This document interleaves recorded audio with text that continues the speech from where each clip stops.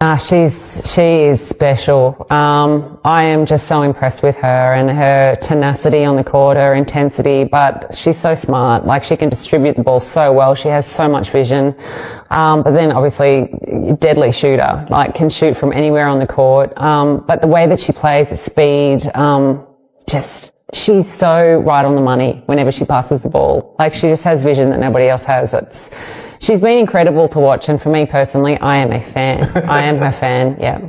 And you played with some legendary teammates yourself. Is she probably the player you wish you could maybe play with now? At first, nobody noticed. Not the fans, not the media, not even the league. What was happening to Caitlin Clark was subtle, almost invisible, but it was real. By the time people finally saw it, it was already too late.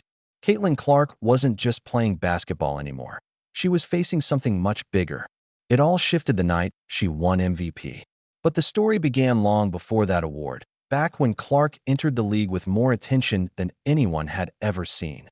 Sold-out arenas, record-breaking viewership, millions of new eyes on the game. She wasn't just a rookie, she was a movement. That's when the whispers started. Too much hype. She hasn't proven herself. This isn't college anymore. At first, it sounded normal. Every superstar faces criticism. That's part of the game. But this felt different. It wasn't just critique, it was resistance. Game after game, something felt off. Hard fouls went uncalled. She was clearly being targeted. Plays happened that made fans pause and ask, wait, did that just happen? And the cameras captured it all, slow-motion clips, zoom-ins, breakdowns. Suddenly, the internet was asking questions the league didn't want to answer. Why was Caitlin Clark being treated differently? Why did every game feel heavier, more aggressive, more personal? That's when the divide started. On one side, fans saw greatness. This is what testing a superstar looks like. On the other, people saw something darker, something uncomfortable. Every time Caitlin stepped on the court, it wasn't just another team she faced. It felt like she was playing against expectations, pressure, and maybe even the system itself. And then came the rivalry. On the other side was Angel Reese, confident, loud, unapologetic, everything Caitlin wasn't. Their history was already charged with tension, gestures, stares, energy that needed no words. Now, in the same league, every matchup became more than a game. It was a statement, a battle of identities. I didn't know how talented she was and how well she sees the game in a 3D version, thinker, defensively a lot better than I thought and gave her credit for. Give me your read on that now that we've got a little bit of time and we can get into some clear air to see what happened. Right. When, as a committee member, you're charged with putting together best team of players, the best talent. Caitlin is just a rookie in the WNBA, wasn't playing bad, but wasn't playing like she's playing now. If we had to do it all over again, the way that she's playing, she would be in really high consideration of making the team because she is playing head and shoulders above a lot of people, shooting the ball extremely well. I mean, she is an elite passer. She's just got a great basketball IQ, and she's a little more seasoned in the pro game. In a couple of months. Yeah, in a couple of months than she was 2 months ago. That's great. Great perspective to add there. Like, you have seen players in our league try to like toughen up Caitlin. We call her CC. CC. For even when I wasn't on her team, like I know the talks that Phoenix had in the locker room of like, no, we're gonna prove her, we're gonna show her what the W really is. You know what I mean? And like, I get it to a certain extent. And like every rookie coming into the league, that's how you're gonna treat them. But there's just more for her. So it's her second year.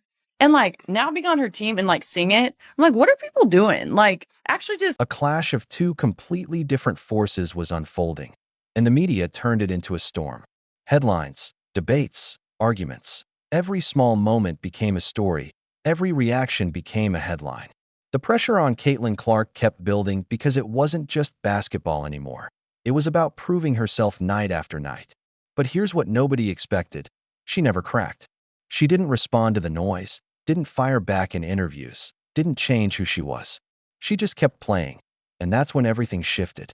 While everyone was fixated on the drama, Caitlin Clark was quietly dominating. Deep threes, impossible passes, clutch moments that made the crowd freeze, then erupt. The narrative began to crumble because no matter how much people doubted her, the stats didn't lie. The impact didn't lie. The results didn't lie. And suddenly, the same voices that questioned her grew quieter, but not silent. Not yet. Because one thing remained, the MVP. Going into that moment, it wasn't guaranteed. There were debates, arguments, strong opinions on both sides.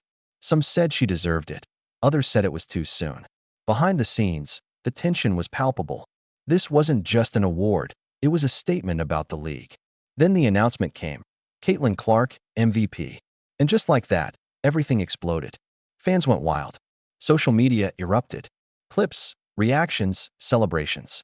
But beneath the chaos, there was shock. For some, this wasn't supposed to happen.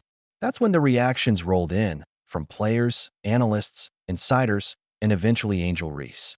At first, silence. And that silence spoke volumes. When a moment is that big, words aren't needed. But then Angel spoke, and the internet locked in. Every word analyzed, every expression dissected, every pause scrutinized. This wasn't just a reaction, it was the rivalry evolving. Fans felt it instantly. Some saw respect, others frustration. But one thing was undeniable. Caitlin Clark had changed something. Not just with the award, but with what it represented. Clearly, when it comes to Caitlin Clark, there's some resentment, as I've articulated before. What people are missing, Monica, is I have no problem with it whatsoever. Okay, yes, there's resentment because, first of all, you're absolutely right. This is much ado about nothing. In the heat of competition, tempers flare. You know, last time I checked, women got tempers just like men do. Ain't no problem. Ain't no problem at all. Ain't no big deal at all. I love it personally. Now, here's the thing about it, because I want to make sure everybody understands what I'm about to say. Caitlin Clark being that golden goose per se, that rising tide that's lifting all boats. I stand by my past proclamations that there's resentment towards her because of that. But I want to take it a step further. There's also resentment towards her because she instigates resentment towards her sometimes. Oh, Caitlin could clap at you now. Yes. Caitlin can antagonize you now. Remember in college, doggy, Eminem, the whole Angel Reese thing with her started because when Caitlin was giving it to everybody else, she was the one waving in their face. And that's why when Angel Reese and LSU got a hold of her, Angel Reese was like, yeah, it's your turn. That's where it came from. It was instigated by Caitlin Clark. She got her comeuppance and she was big enough to embrace it and accept it and say, yo, I deserve it. It was my turn because they got me good. South Carolina didn't do it to them when they spanked Iowa in the championship game. But nevertheless, she comes to the... She wasn't just the most talked about player. She was the most undeniable. That's a different kind of power. Hype can be debated, potential can be questioned, but results? Results end arguments. And that's exactly what happened. The same league that once resisted now had no choice but to face reality. Caitlin Clark wasn't coming. She was already here. And there was nothing anyone could do to stop her. But winning MVP wasn't the finish line. It was the starting point. Expectations skyrocketed. The spotlight burned brighter, and the pressure intensified. Every move she made now carried weight. Every game became a test. Every moment became a headline. Every rivalry grew in significance, especially with Angel Reese. This wasn't just about competition anymore. It was about legacy. 2 stars, 2 paths, 1 league watching it all unfold. And the fans? They weren't just spectators. They were choosing sides. That's what turned this into something bigger than basketball. Every game felt like a story. Every matchup felt like a chapter. And the craziest part? We're still at the beginning. If this is what happens when Caitlin Clark wins MVP, what's next? Will the league fully embrace her? Or will tensions grow even higher? Will the rivalry simmer down? Or explode into something unprecedented? Most importantly, is this the moment that changed everything? Or the moment that revealed what was already happening? One thing is certain. They tried to stop her, and instead, they created something unstoppable. Caitlin Clark didn't just win MVP. She seized control of the entire conversation. And now, everyone is watching, waiting to see what happens next.